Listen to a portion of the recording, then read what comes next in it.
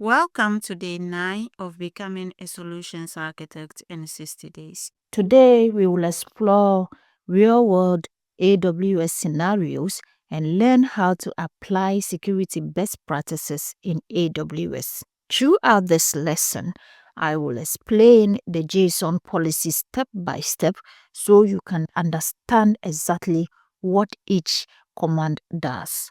Let's look at the restricting IAM password changes. So we have our JSON policy displayed here, and it allows only selected users to change their own IAM password whilst preventing others from doing so. So when we look at the JSON file, the version which is stated as 2012.10.17 defines the version of AWS IAM policy language, and that's the latest version which is in 2012.10.17, and it should always be included in IAM policies. Effect is what is allowed or denied, and here we have allow here.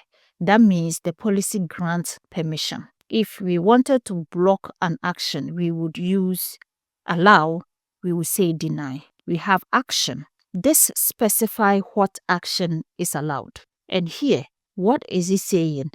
It's saying IAM change password.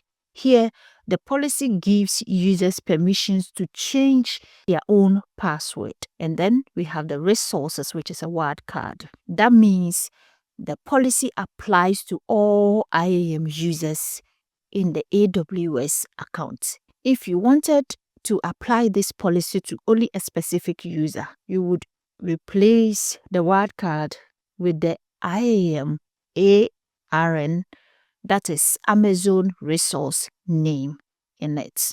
How do you modify a policy, especially this particular policy we've talked about, if you only want to allow a specific group, example, security admins, to change password? You would want to modify the resource field, like, for instance, the resource and then the ARN, AWS ARN of the security group's admin. Let's look at another scenario here. When you look at this JSON policy, the policy allows an EC2 instance to read and write data from an Amazon DynamoDB table. Let's break it down. The effect is allowed that grants permission to the EC2 instance. The action is DynamoDB get item or DynamoDB put item. This allows the instance to retrieve data, that is get item, and store new data, put item, in DynamoDB. The resource is DynamoDB. US is 1 with the ARN number and then the table name. That is my table. This ensures the EC2 instance can only access one specific table. That is my table and nothing else. How do you modify this policy? If you want to allow access to multiple DynamoDB tables, you can use a wildcard like this. This means the EC2 instance can access all tables within the AWS account. But this is not recommended for security reasons. You always would want to limit access to only what is necessary. Now, let's look at another scenario. That is assigning permission based on job functions. For companies that are new to AWS provide pre-configured managed policies.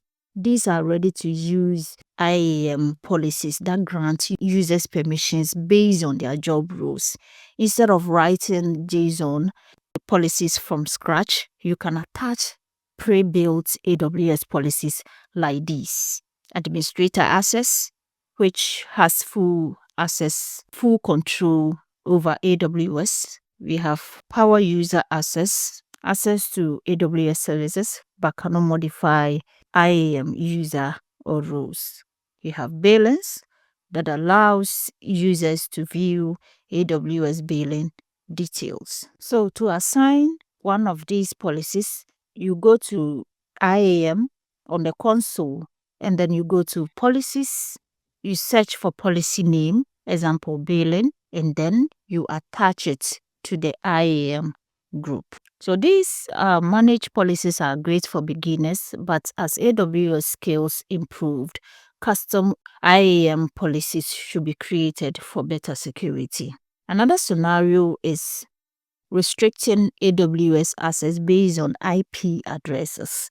If a company wants to limit AWS access to a specific IP addresses, they can create a policy with this condition. Here is how to restrict access to AWS services from a specific IP range. There's a displayed JSON policy on the screen.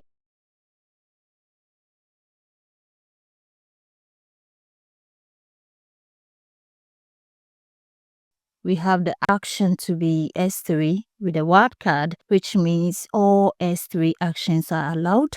This can be replaced with the specific actions like S3 get object, which is only to allow reading, and then a resource, which applies to all S3 buckets in the AWS account. We have the condition. So the condition is IP address 2, and then the AWS source, that is the IP address that it is restricting. So this ensures access is only allowed from a specific IP range, which is 192.168.1.0/24. How to modify this policy? If you want to allow, let's say you want to allow access from multiple IPs, you can define them in an array. So you can decide to define them this way. We have an amended policy on the screen, which the IP address comes first, and then the source IP. We have 2 IP addresses here, which is being defined, which is 192.168.1.100 and 192.168.1.200. So if you want to block access from an IP instead of allowing it, you change the effect, which is allow, to deny. Best practices of the JSON files include: you give least privileges. You only allow minimum permissions needed. You test policies using AWS IAM policy simulator. This helps verify if the policy works correctly. You use IAM rules instead of IAM users for applications. This reduces security risks. And lastly, you enable AWS CloudTrail to monitor IAM activities, which will track changes to IAM policies for better security. So today we've covered real-world IAM scenarios and explained how to implement security best practices using IAM policies. Most importantly, we learn how to understand and modify IAM JSON policies. IAM is the foundation of AWS security, and understanding IAM policies empowers you to control AWS access like a pro. Next, we will have to configure IAM policies in AWS console and test real-world IAM implementations step by step.